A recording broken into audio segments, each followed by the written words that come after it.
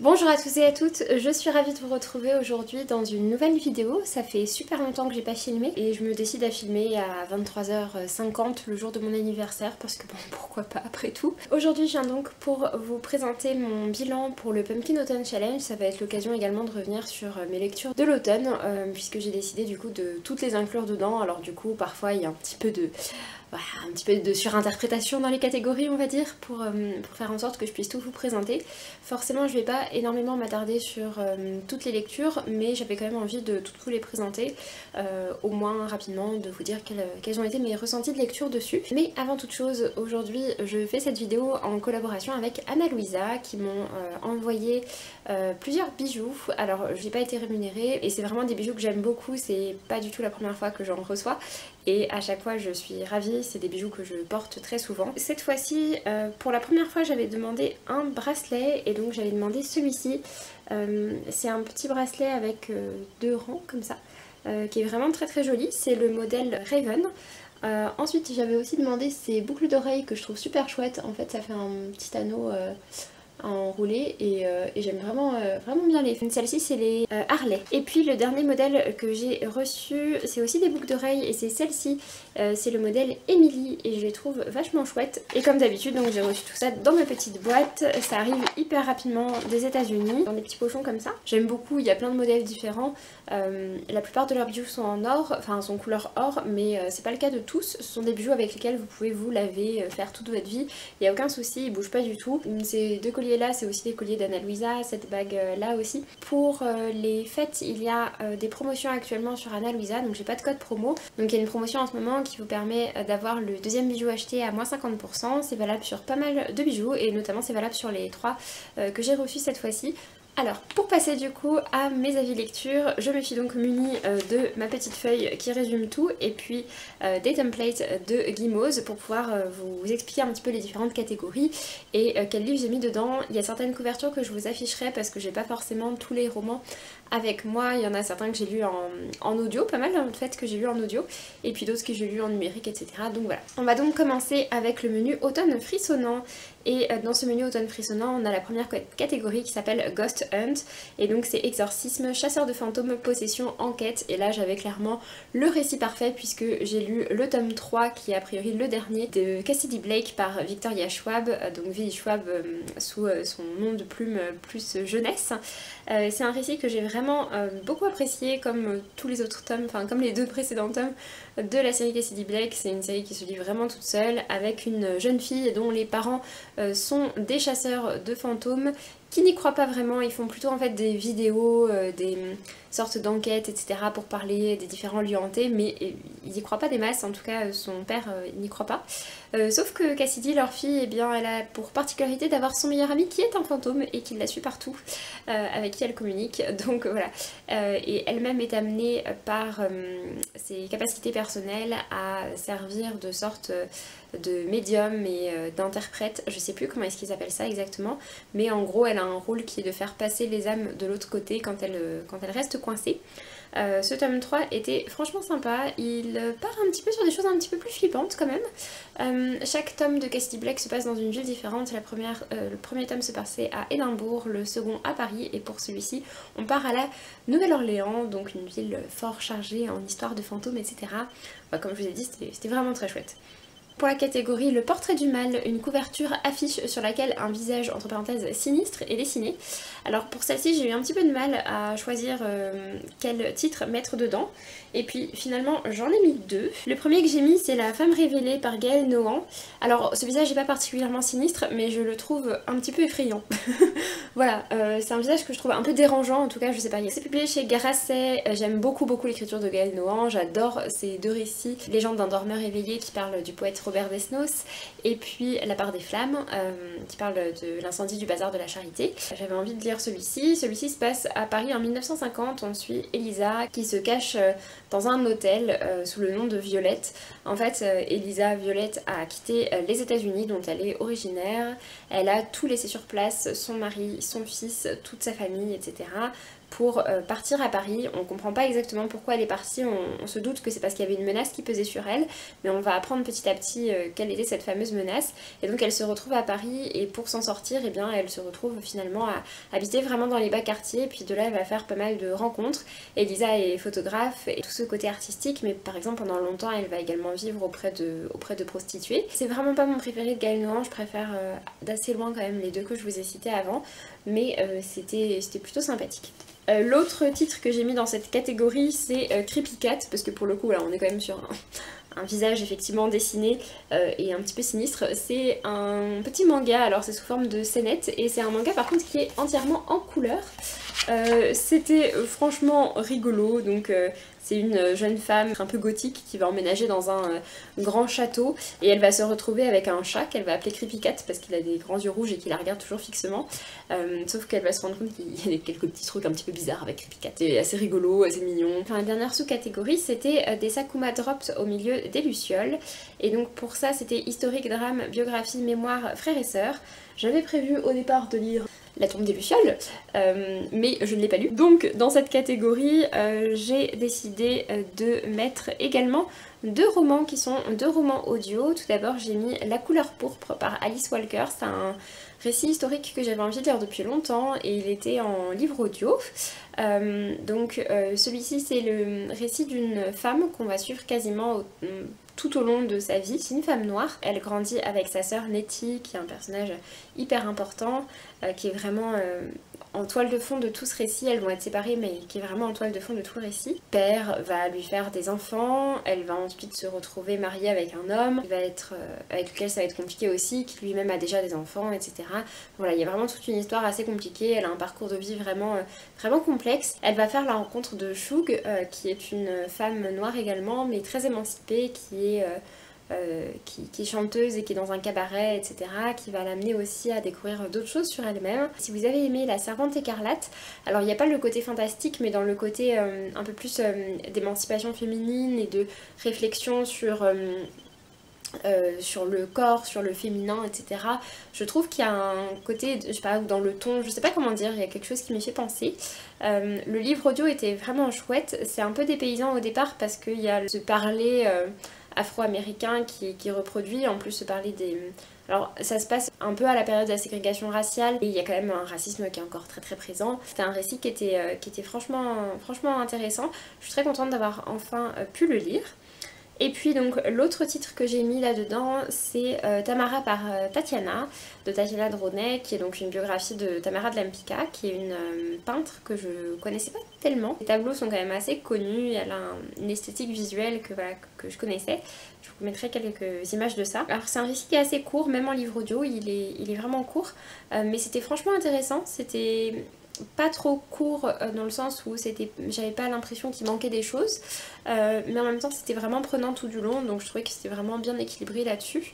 Vraiment c'était chouette. J'étais un petit peu moins fan peut-être des pensées de Tatiana Droney qui étaient vraiment incluses dans le récit, où je trouvais parfois que ça s'embellit peut-être un petit peu trop. Mais voilà, en tout cas c'est un récit que j'ai vraiment bien apprécié. Ensuite on va passer au menu automne de l'étrange. Le premier c'est Les mystérieux habitants de Pottsfield avec les mots-clés automne, Halloween et Samhain. J'ai lu un livre en anglais, oui, puisque j'ai lu Pumpkin Heads par Rainbow Rowell.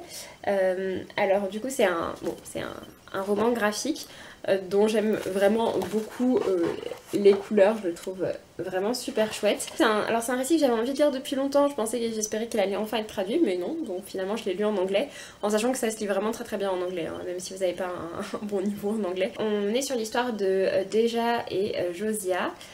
Ce sont, ils appellent ça des seasonal best friends, c'est des meilleurs amis de saison, puisqu'en fait ils se retrouvent chaque année pour travailler ensemble au Pumpkin Patch, donc au champ de citrouilles. Alors c'est plus qu'un champ de citrouilles, c'est carrément un parc d'attractions autour d'Halloween et des citrouilles, et ils s'y retrouvent du coup voilà, chaque année pour travailler ensemble, sauf que là c'est leur dernière année de lycée, ensuite ils vont partir à l'université.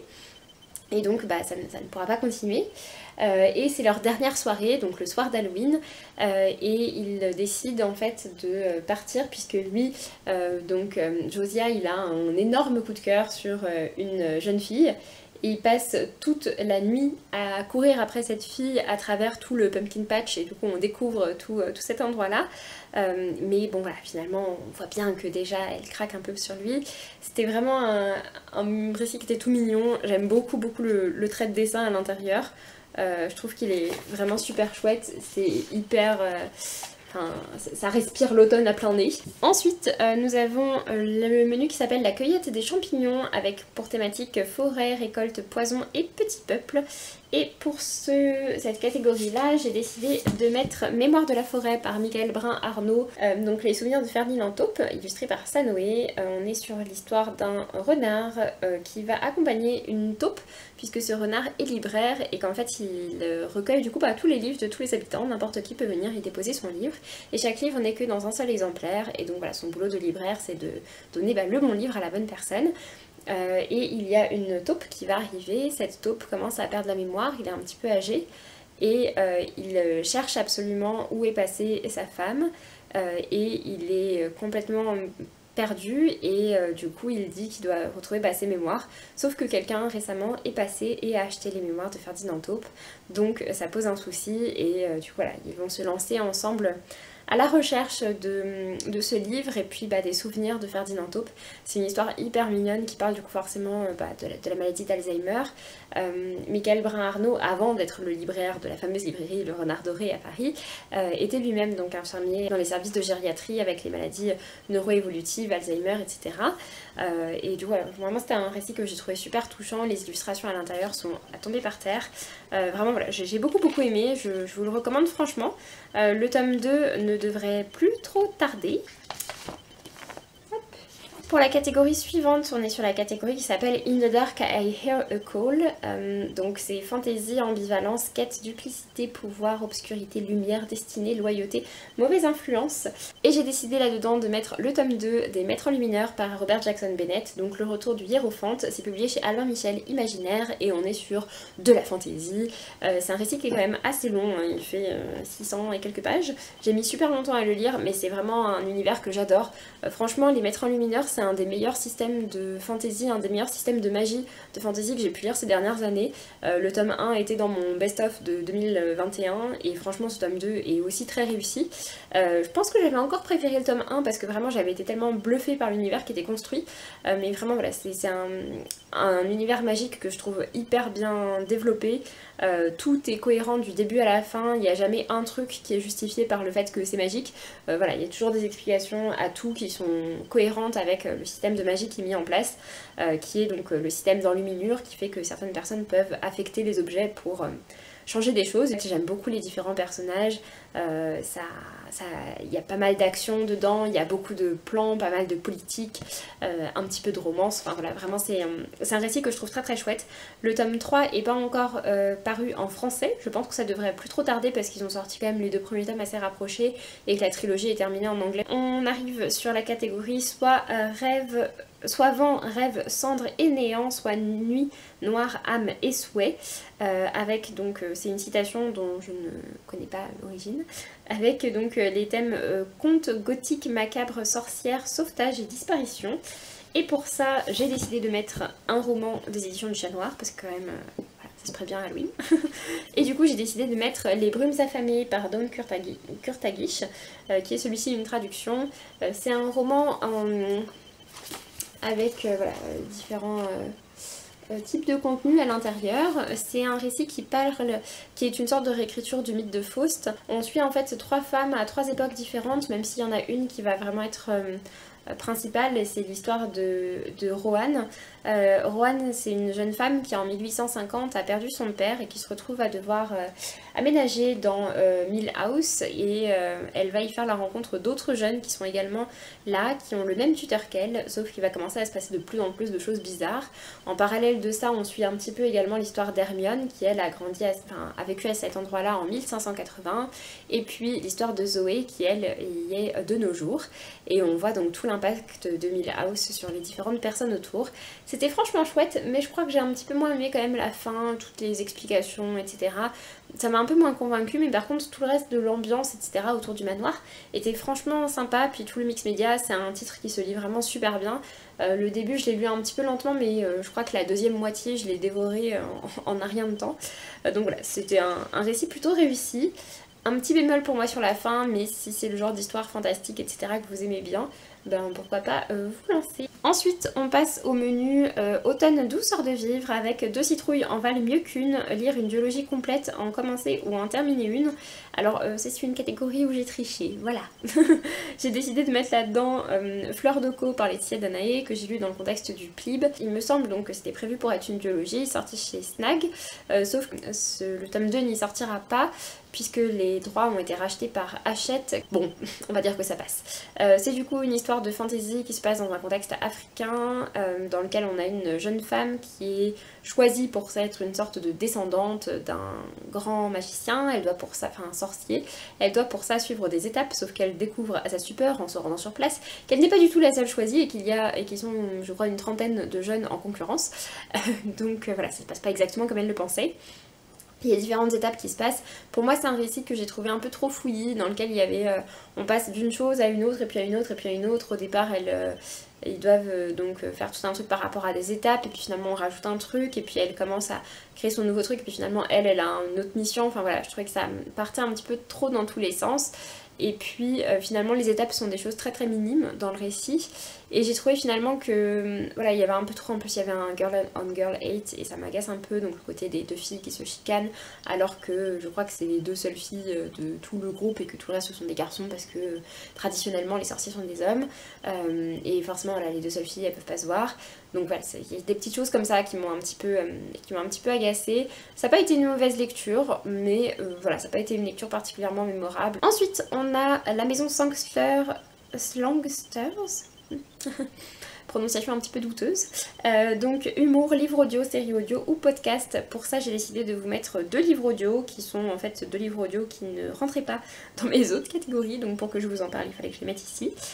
Tout d'abord j'ai lu Nous irons mieux demain par Tatiana Droney, de nouveau. Donc celui-ci c'est vraiment son tout dernier qui vient de sortir et qui est sorti quasiment en simultané en audio. Donc c'est lu par Tatiana Droney elle-même, c'est également le cas de l'autre titre dont je vous ai parlé avant. Tatiana Droney, moi c'est une autrice que j'aime vraiment bien, que j'ai commencé à lire il y a pas mal d'années maintenant. J'ai lu je pense une grosse partie de ses livres, il doit m'en rester peut-être 2-3 que j'ai pas lu, enfin voilà, vraiment c'est assez minime par rapport au nombre de récits qu'elle a écrits. C'est l'histoire d'une jeune femme dont j'ai oublié le prénom, qui travaille justement pour une entreprise, un studio d'enregistrement qui font des livres audio, et qui va faire la rencontre d'une femme qui s'appelle Dominique. Et Dominique va tout simplement se faire renverser devant elle dans la rue à Paris. Il va y avoir un grave accident. Et du coup, elle va rester avec elle va appeler les secours, et puis elle va prendre ensuite des nouvelles à l'hôpital. Et sauf que cette femme, Dominique, apparemment n'a personne autour d'elle, et du coup c'est sur cette jeune femme qu'à chaque fois elle compte, et finalement elle va un petit peu l'enchaîner à elle. Dominique est également une passionnée de Zola, et elle va un petit peu introduire ça dans notre personnage principal qui va également s'y intéresser.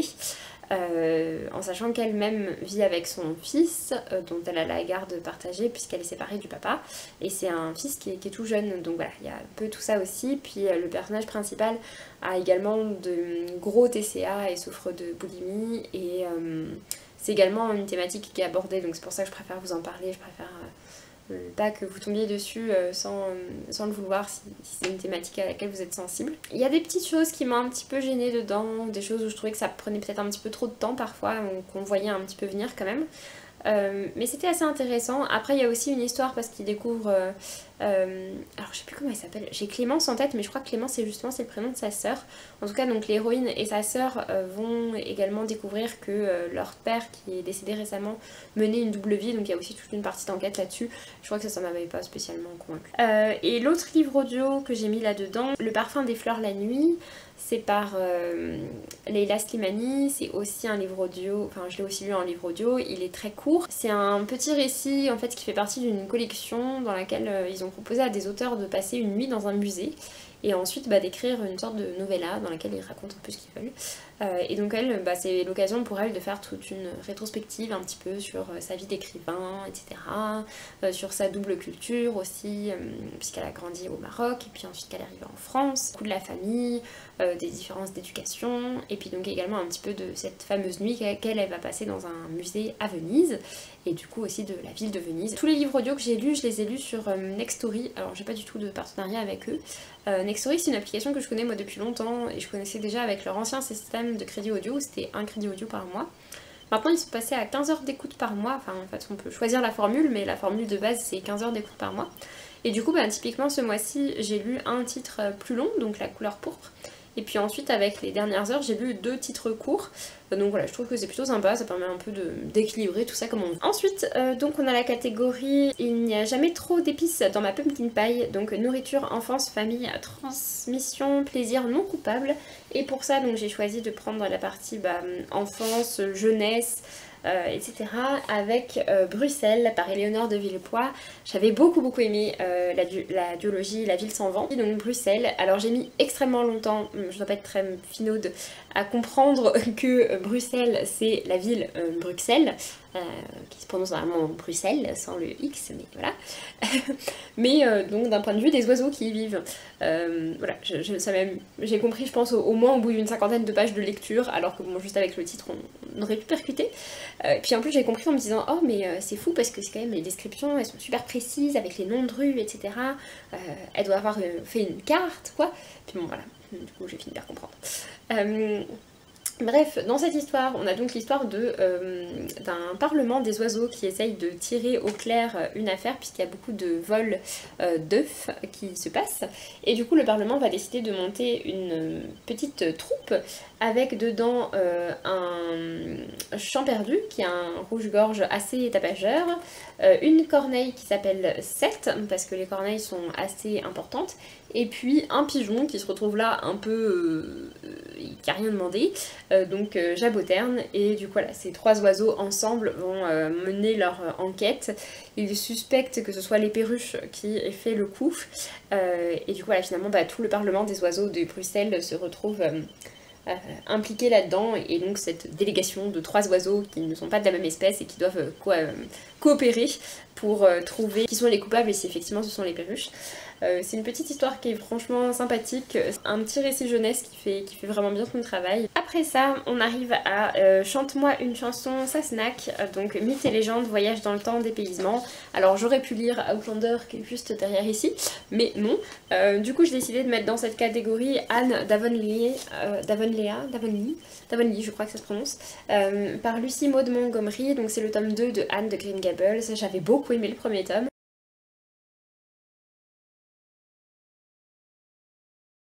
Ça a peut-être un petit peu bougé. Du coup, on passe au menu automne rayonnant avec la première catégorie We are all born naked and the rest is drag. Et pour cette catégorie-là, j'ai décidé de lire The Black Flamingo par Dean Atta, publié aux éditions Slalom. C'est un récit que j'ai vraiment adoré. Il fait à peu près 300 pages. Je pense que je l'ai lu en 1h30 ou 2 heures dans un train. Je l'ai commencé, je l'ai plus lâché jusqu'à le finir. C'est un récit qui est comme ça, un peu aussi pareil avec des SMS, etc. C'est un peu comme le journal de Michael, qui est un jeune étudiant afro-américain qui arrive à l'université, qui commence l'université, et puis qui va découvrir à la fois ses premiers amours, et puis aussi découvrir le drag, et qui va créer une nouvelle entité, donc un flamand noir justement, qui n'est ni homme ni femme, et qui lui permet finalement de s'exprimer complètement autrement. C'est un récit que j'ai trouvé hyper chouette, j'ai vraiment beaucoup aimé, j'ai été très touchée par le récit. Comme je dis, voilà, vraiment je ne l'ai pas lâché, donc c'est très bon signe. Et c'était vraiment super, ça parle beaucoup donc, de tolérance, de liberté, puis de cet univers du drag, avec toute la richesse qu'il y a dans l'univers du drag, et le fait que justement le drag n'est pas là pour créer de nouveaux codes par-dessus, mais au contraire pour casser les codes et parler de liberté, de tolérance, et pouvoir enfin exprimer qui on veut être. J'ai beaucoup aimé ce récit-là, je vous le recommande très chaudement. Il sera très probablement dans mon top de l'année. Ensuite, on a la catégorie qui s'appelle You Cannot Eat the Money, avec écologie, anticipation, science-fiction et post-apocalyptique. Dans cette catégorie-là, alors bon, c'est pareil, c'est une... On va dire que c'est une interprétation du titre de catégorie, puisque j'ai décidé de mettre dans cette catégorie L'année solitaire par Alice Oseman, publiée chez Nathan. C'est une réédition celle-ci. J'avais lu au début de l'été Loveless, que j'ai adoré, vraiment beaucoup, qui m'a beaucoup touchée. Si j'ai décidé de mettre ce livre-là ici, c'est parce que c'est un récit dans lequel on parle d'un hacker, et c'est un hacker dont on va découvrir les motivations, mais qui fait passer un message qui est quand même assez alarmant sur le futur, etc. Enfin, alarmant sans être particulièrement faux, hein, mais voilà. Qui fait passer aussi tout un message sur le futur en disant que toutes les dérives qui se passent, etc. Et c'est dans cet aspect-là que ça m'a fait penser pour ce côté un peu militant sur l'avenir et sur ce qui pourrait se passer ensuite. Dans ce récit-là, on suit l'histoire de Tori. Donc Tori, en fait, c'est la sœur de Charlie dans Heartstopper. Du coup, c'était franchement chouette aussi de retrouver Charlie, puis aussi Nick, puisque ça se passe au moment où Nick et Charlie sont déjà ensemble. Je sais pas exactement à quel tome ça correspond, mais en tout cas, voilà, ils sont déjà ensemble. Et du coup, on a cette Tori qui est là avec ses amis, sauf que sa meilleure amie, elle est de moins en moins proche avec elle. Et puis donc Charlie, il y a quand même pas mal de soucis autour. Jeune homme qui s'appelle Lucas qui va réapparaître dans sa vie, qui était son meilleur ami d'enfance, qui va arriver dans ce lycée-là, qui réapparaît complètement. On a également Michael, qui est un jeune garçon dont elle fait la rencontre, et il y a une sorte de truc entre eux, mais elle sait pas très bien. C'est un jeune homme dont on lui dit un petit peu de se méfier, etc. Enfin voilà, il se passe pas mal de choses autour d'elle. Elle est un petit peu confuse, et puis effectivement, donc il y a ce hacker qui va commencer à sévir au sein de son lycée, et c'est des choses qui prennent de plus en plus d'ampleur, et même si le message est plutôt intéressant au départ, vraiment voilà, ça commence vraiment à trop déborder, et tout le monde s'en rend compte, et de fil en aiguille, Tori trouve qu'il y a de plus en plus de choses qui font référence à elle, et elle trouve ça un peu étrange. Et voilà, petit à petit, elle va quand même se poser pas mal de questions aussi sur tout ça. L'année solitaire, c'est un récit qui parle beaucoup de justement de ce sentiment de solitude, du fait de ce sentiment de se sentir à l'écart des autres, de pas être comme tout le monde, de pas réussir à rentrer dans le moule. C'est pas ne pas être comme tout le monde dans le sens, voilà, des certains romans pour ados, genre elle se sentait différente du monde. Là, c'est vraiment, voilà, cette sensation d'être seule, même en étant entourée de plein de gens, de pas être compris et d'être en décalage par rapport aux autres. C'est un récit qui, de ce point de vue-là, a quand même pas mal résonné en moi, je dois dire. Et ça parle aussi beaucoup de toute cette époque un peu MySpace et compagnie, où on échangeait beaucoup sur Internet, il y avait effectivement les blogs. Il y a certains aspects qui m'ont moins plu dans ce récit-là, notamment sur la fin. Et ouais, quelques petites choses qui m'ont un petit peu moins plu, mais par contre vraiment sur ce sentiment de se reconnaître dans les personnages, c'était quand même assez fort ici pour moi.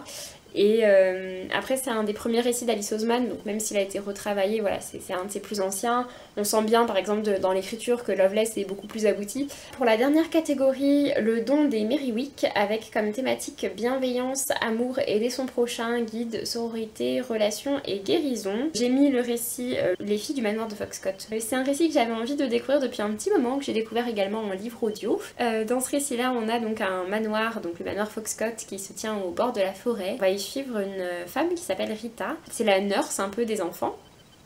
Il y a 2 enfants et puis la femme est enceinte et va avoir son 3e. Elle est avec la femme et puis ses enfants dans le manoir Foxcott, avec également une gouvernante, en sachant que le mari, le père de famille, n'est pas trop là.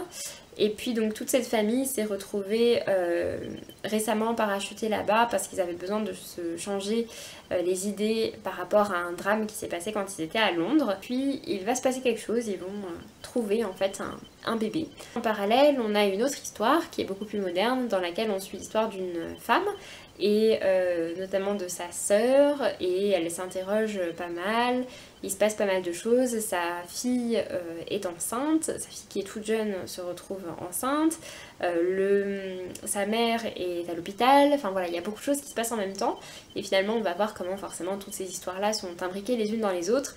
Donc il y avait quand même ce côté, je trouve, de sororité, en tout cas de relation entre toutes ces femmes, etc. On essaye justement de comprendre toutes ces relations, puis tous les personnages quasiment sont des femmes. Et c'est un récit qui était franchement chouette, j'ai bien aimé justement comment tout s'imbriquait ensemble, et j'ai trouvé les personnages assez touchants, assez intéressants. Donc oui, je suis contente de l'avoir découvert. Sur ce, j'en ai donc fini avec cette vidéo, j'en ai fini avec donc tous les livres que j'ai lus en septembre, octobre et novembre. En tout cas, j'espère que cette vidéo vous aura plu, que ça vous aura fait plaisir de me retrouver. Je sais pas exactement à quelle fréquence on va se retrouver, je suis toujours en pleine réflexion pour savoir trouver en fait le type de format qui me plaise pour continuer à vous parler de livres. Je sais que j'ai plus envie de faire des vidéos aussi fréquentes que ce que je faisais avant, mais j'ai quand même encore envie de vous partager mes lectures. Je tâtonne un peu dans les formats, j'ai pas mal d'idées, je pense que mes prochains updates vont être un peu sous différents formats pour que je puisse un peu tester différentes choses aussi. En tout cas, j'espère que ça vous a fait plaisir de me voir, et puis donc n'hésitez pas à aller checker en barre d'informations par rapport aux bijoux Ana Luisa et à la marque Ana Luisa qui ont eu la gentillesse de me faire parvenir ces bijoux une nouvelle fois. Donc voilà, sur ce je vous laisse et je vous dis à une prochaine pour une autre vidéo. Salut!